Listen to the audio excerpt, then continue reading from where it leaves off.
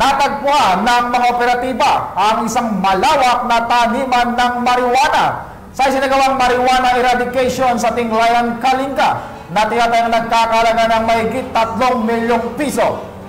Patunay ito na walang tigil na operasyon ng pambansang pulisya upang puksain ang mga tanim na marijuana na siyang pinagmumulan ng krimen sa bansa.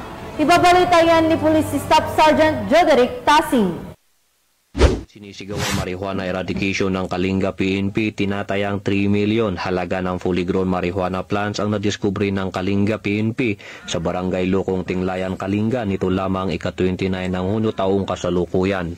Ayon kay Police Colonel Gilbert A. Fatigue, Provincial Director ng Kalinga PPO, naging matagumpay ang operasyon sa pinagsanib na puwersa ng mga kapulisan sa pangunguna ng Tinglayan Municipal Police Station, katuwang ang Regional Intelligence Division, Provincial Drug Enforcement Unit, Provincial Intelligence Unit Kalinga PPO, 1st and 2nd Kalinga PMFC at Philippine Drug Enforcement Agency Kalinga.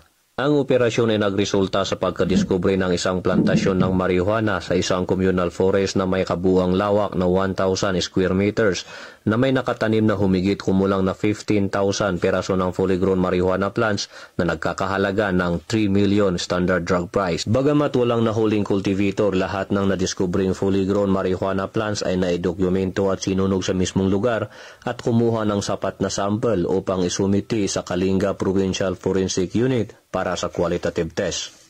Pinuri naman ni Police Colonel Fatigue ang mga operatiba sa kanilang matagumpay na operasyon at lalo pa nilang paigtingin ang kanilang kampanya kontra iligal na druga para sa kanilang nasasakupan. Ang pagpuksang ito ng kapulisan ay bilang pagsuporta sa hangarin ng kasalukuyang administrasyon na matuldukan ng ipinagbabawal na gamot sa ating bansa tungo sa mas mapayapang bagong Pilipinas. Mula dito sa rehiyon ng Cordillera, ako ang inyong PNN correspondent, Police Staff Sergeant Joderick Tasing, alagad ng batas, tagataguyod ng Balitang Pulis. Maraming salamat sa Staff Sergeant Tasing. Nasa kote ang